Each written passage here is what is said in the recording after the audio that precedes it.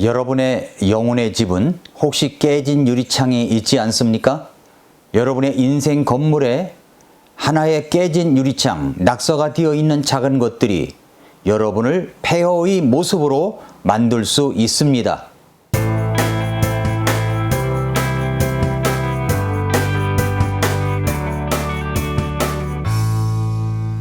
미라클 모닝 애청자 여러분 안녕하십니까?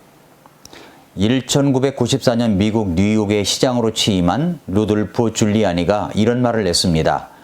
빨간불일 때 횡단보도를 건너는 사람을 막을 수 없다면 강도도 막을 수 없다. 이게 무슨 말입니까? 당시 뉴욕시는 세계 최고라는 도시 이미지와는 달리 미국에서 둘째가라면 서러울 정도로 심각한 우범 지역이었습니다. 역대 시장들도 이 문제를 해결하려고 안간힘을 썼지만 그 누구도 뉴욕시를 범죄 없는 안전한 도시로 만들지 못했습니다. 줄리아니 시장은 취임 직후 경찰국장과 손잡고 대대적인 범죄 소탕 작전에 돌입합니다. 그런데 그들이 제일 처음 손댄 것은 어처구니 없게도 살인이나 마약, 강도와 같은 강력 범죄가 아니라 아주 사소한 것이었습니다. 두 가지를 강력한 범죄 소탕 작전으로 시작합니다. 그것은 먼저 범죄의 온상이었던 지하철 내의 모든 낙서를 지우는 일이었습니다. 1980년대 뉴욕의 지하철은 절대 타지 말라는 말이 나올 정도로 지하철의 치안 상태가 형편없었습니다. 그래서 그 치안 질서를 잡기 위하여 한 일이 지하철 내의 모든 낙서를 지우는 일이었습니다. 시민들은 강력한 범죄를 소탕하지 않고 그저 낙서만 지우고 있는 줄리아니 시장을 비난했습니다. 지워도 낙서는 다시 생겼습니다. 그렇게 낙서가 생기면 지우고 또 생기면 또 지우는 일을 계속했습니다. 그랬더니 범죄율이 줄어들기 시작한 것입니다. 켈링에 의하면 그렇게 낙서를 지운 지 90일 만에 범죄가 줄어들기 시작하였고 1년 후에는 범죄율이 30에서 40%로 감소하였고 2년 후에는 50%가 감소하였고 3년 후에는 무려 80%가 줄어들었다고 말합니다. 강력한 범죄 소탕 작전, 첫 번째가 낙서를 지우는 일이었습니다. 둘째는 강력한 범죄 소탕 작전, 두 번째가 경범죄들을 잡아들이는 것이었습니다. 차 유리를 부수는 사람들을 잡아들였습니다. 낙서를 하는 사람들을 잡아들였습니다. 무임승차하는 사람들을 대대적으로 잡아들였습니다. 신호를 무시하고 길을 건너는 사람들, 신호 위반을 하는 자동차들을 모두 잡아들였습니다. 그리고 강력한 처벌을 내렸습니다. 그리고 또 한 것이 있습니다. 그와 동시에 강력 범죄는 앞으로 더더욱 엄격하게 처벌할 것이라는 메시지를 시민들에게 계속 전달했습니다. 이것을 반복했습니다. 처음에는 많은 사람들이 줄리아니 시장을 비웃었습니다. 그러나 결과는 실로 놀라웠습니다. 연간 2,200건에 달하던 살인사건이 순식간에 1,000건 정도로 감소한 것입니다. 절반 이하로 줄어들었으니까 어떻게 이런 놀라운 결과를 가져왔는가 의문이 되죠? 어떻게 그렇게 놀라운 결과를 가져왔을까요? 무엇 때문이었을까요? 그것은 깨진 유리창의 법칙을 적용하였기 때문입니다. 깨진 유리창의 법칙이란 1982년 제임스 윌슨과 조지 켈링이 자신들의 이론을 발표하면서 이름 붙인 범죄학 이론입니다. 이 이론에 의하면 건물 주인이 깨진 유리창을 그대로 방치해 두면 지나가는 아이들이나 행인들이 돌을 던져서 그 유리창의 나머지 부분까지 모조리 깨뜨리고 나아가 그 건물에서 절도나 강도 같은 강력 범죄가 일어날 확률까지도 높아진다는 것입니다. 즉 깨진 유리창 하나가 무법천지를 만든다는 것입니다. 왜 그렇습니까? 주인이 없거나 깨진 유리창 하나 정도를 가볍게 작게 여겼기 때문입니다. 또 하나 깨진 유리창의 법칙을 실험한 것이 있습니다. 구석진 골목에 2대의 차량 모두 본넷을 열어둔 채 주차시켰고 그리고 차량 한 대만 앞유리창을 깨져 있도록 했습니다. 그러니까 본넷은 똑같이 열려져 있지만 한 대는 유리창이 깨져 있고 또 한 대는 멀쩡했습니다. 그렇게 일주일을 관찰했습니다. 그랬더니 본넷만 열어둔 자동차는 일주일 동안 그대로였는데 앞유리창이 깨져 있던 자동차는 거의 폐차 직전으로 심하게 파손되고 훼손된 결과를 보여주었습니다. 깨진 유리창의 법칙은 우리의 영적인 신앙생활에 적용할 수 있습니다. 혹시 내 영적인 생활 가운데 하지 말아야 할 낙서가 되어 있는 곳은 없습니까? 내 마음이 깨져 있어서 그대로 방치하고 있는 곳은 없습니까? 생활의 질서가 깨져 있습니다. 아주 작고 사소한 영적인 질서가 깨져 있습니다. 그렇게 깨진 유리창 하나처럼 내 생활도 그렇다면 어떤 일이 일어날까요? 먼저 작은 낙서, 깨진 유리창 하나 때문에 내 마음에 마귀 사탄이 찾아온다는 겁니다. 그러잖아도 마귀 사탄은 나를 공격하기 위하여 호시탐탐 밤낮을 가리지 않고 우는 사자처럼 달려들려고 합니다. 그런데 영적인 견고한 모습에 미세하게라도 금이 가기 시작하면 그곳을 집중적으로 공략합니다. 영적인 삶의 모습 하나라도 깨져 있으면 마귀 사탄은 그 영적인 집이 그래도 되는 줄 알고 공격합니다. 결국 내 영적인 삶의 모습은 작은 것 하나 소홀히 했을 뿐인데 그곳에 돌을 던져도 되는 줄 알고 돌을 던집니다. 또 다른 곳을 깨뜨립니다. 낙서도 합니다. 각종 범죄의 장소가 되어버립니다. 결국 폐허 수준으로 가버릴 수가 있습니다. 내 모습을 한번 살펴보십시오. 여러분의 영적인 집은 안전합니까? 건강합니까?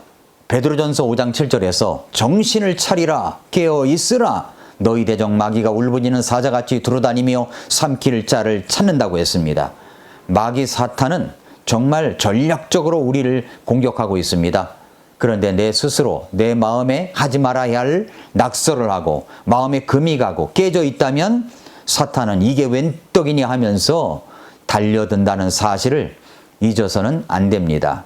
깨져 있는 유리창 하나, 해서는 안 될 낙서 조금.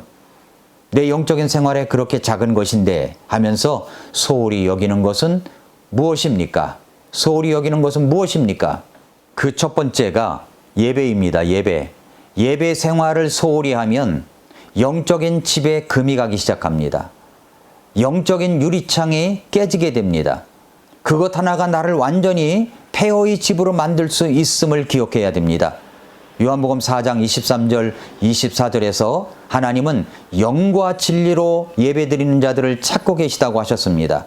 그렇기 때문에 우리는 예배를 소홀히 여겨서는 안 됩니다.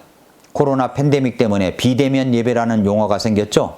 지금도 예배당에 가서 예배를 하는 것이 아니라 인터넷으로 영상으로 예배하고 있는 분들이 있으실 것입니다. 저는 모여서 예배를 해야 된다고 믿는 사람입니다. 영상으로 예배한다고 하면 그것이 제대로 예배할 수가 있습니까? 어쩌다 한두 번 그렇게 할 수 있습니다. 그러나 예배의 태도와 마음가짐은 제대로 모여서 교회라는 이름, 구원받은 사람들의 공동체인 교회에서 모여서 드려야 된다고 하는 것입니다. 예배를 소홀히 여기지 마십시오. 수요일 저녁 예배도 마찬가지입니다. 전에는 그렇게 잘 나오던 분들이 이제는 코로나로 인하여 몇 번 빠지더니 아예 수요일 날 예배 드리는 습관이 없어진 것 같이 생각이 됩니다. 저는 신앙이라고 하는 것이 모든 예배는 대예배, 수예배가 있는 것이 아니라 하나님은 어떤 예배이든 똑같이 중요하게 여기신다는 사실을 가지고 신앙생활을 했었습니다. 예배도 습관입니다. 여러분의 예배드리는 습관 하나가 금이 가기 시작하면 걷잡을 수 없는 폐허함이 찾아올 수 있습니다. 생각도 태도도 하는 말투도 자꾸 폐허가 된 집 모양으로 가고 있다면 예배의 정신과 태도부터 회복하시길 바랍니다. 두 번째가 경건의 시간입니다. 조용한 시간을 날마다 갖는 것입니다. 아침에 일어나 말씀 보고 듣고 기도하는 것, 아주 작은 것일 수 있습니다. 그렇기 때문에 소홀히 할 수가 있죠. 그러나 하루를 미라클로 인도될 수 있는 아침 시간을 그대로 방치해버리면 여러분의 삶에 어떻게 미라클을 기대할 수가 있겠습니까? 예수님도 아침에 일찍 일어나 조용한 곳에 가서 거기서 하나님과 더불어 교제의 시간을 가지셨습니다. 시편 5편 3절에 보면은 오 주여 아침에 주께서 내 목소리를 들으시리니 아침에 내가 내 기도를 주께로 향하게 하고 우위를 바라보리이다 라고 했습니다. 시편 143편 8절에 보니까 이렇게 말씀했습니다. 내가 주를 신뢰하오니 아침에 나로 하여금 주의 인자하심에 대하여 듣게 하소서. 내가 주를 향해 내 혼을 들어 올리오니 나로 하여금 내가 마땅히 가야 할 길을 알게 하소서. 그렇습니다. 아침에 새벽에 미명에 일어나 말씀을 읽거나 듣고 그날의 기도를 말씀드리고 그리고 중보기도 책자를 가지고 다른 분들을 위하여 기도하고 이렇게 아침을 시작할 때 우리의 인생이라는 건물을 안전하게 깨끗하게 견고하게 보존할 수 있는 것입니다. 여러분의 삶의 경건의 시간이라는 유리창 하나가 깨져 있다면 여러분의 인생 건물이 폐허 건물이 될 수 있는 것은 시간 문제입니다. 또 하나 이것은 작은 헌신입니다.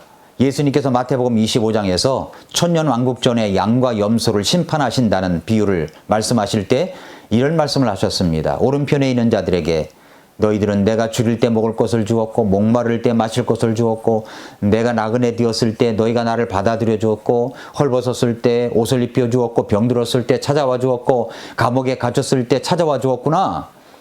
아니 예수님 우리가 언제 그렇게 했습니까? 기억이 없는데요. 그랬더니 예수님께서 이렇게 말씀하십니다. 너희가 내 형제들 중에서 가장 작은 자 하나에게 한 것이 내게 한 것이니라.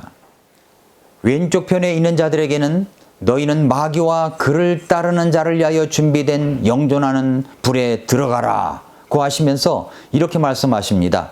너희는 내가 줄일 때 먹을 것을 주지 않았고 목마를 때 마실 것을 주지 않았고 나그네 되었을 때 받아들여 주지도 않았고 헐벗었을 때 옷도 입히지 않았고 병들었을 때 감옥에 갇혔을 때에 나를 찾아와 주지도 않았다. 아니 예수님 우리가 언제 그렇게 안 했다고 하십니까? 우리는 기억이 없습니다. 그러자 예수님께서 이렇게 말씀하십니다. 너희가 이들 중에서 가장 작은 자 하나에게 하지 않은 것이 내게 하지 않은 것이니라. 그렇습니다. 작은 헌신, 작은 섬김, 작은 드림이 무너질 때, 금이 갈 때, 깨져 있을 때 모든 것이 무너지는 것은 시간 문제다라고 하는 사실을 우리는 꼭 기억할 수 있어야 됩니다. 사랑하는 애청자 여러분, 성도 여러분, 우리의 영적인 집은 어떻습니까? 아무렇게나 낙서가 된 여러분의 마음부터 영적인 능력의 집이 금이 가기 시작하면 능력을 잃게 하는 아주 작은 깨진 유리창 하나 정도 같은 일들을 바로잡지 못한다면 여러분의 집은 피폐하게 될 것입니다. 여러분의 생활은 나중에 누군가 돌을 던져도 좋을 집이라고 생각할 것이고 아무나 들어가서 살아도 될 그런 집이 될 것이고 여러분의 집을 통해서 세상에 줘서는 안 될 해악한 일들이 일어날 가능성도 있다는 것을 기억해야 할 것입니다. 여러분의 영혼의 집은 혹시 깨진 유리창에 있는 것은 아닙니까? 여러분의 집을 다스리고 보살피시고 함께해 주시기를 원하시는 분은 바로 예수 그리스도이십니다. 낙서부터 지우기 시작하십시오. 깨진 유리창을 갈아 끼우십시오. 마귀 사탄이 여러분을 노리고 있습니다. 베드로전서 5장 9절 말씀처럼 믿음에 굳게 서서 마귀를 대적하십시오. 오늘도 미라클 모닝입니다.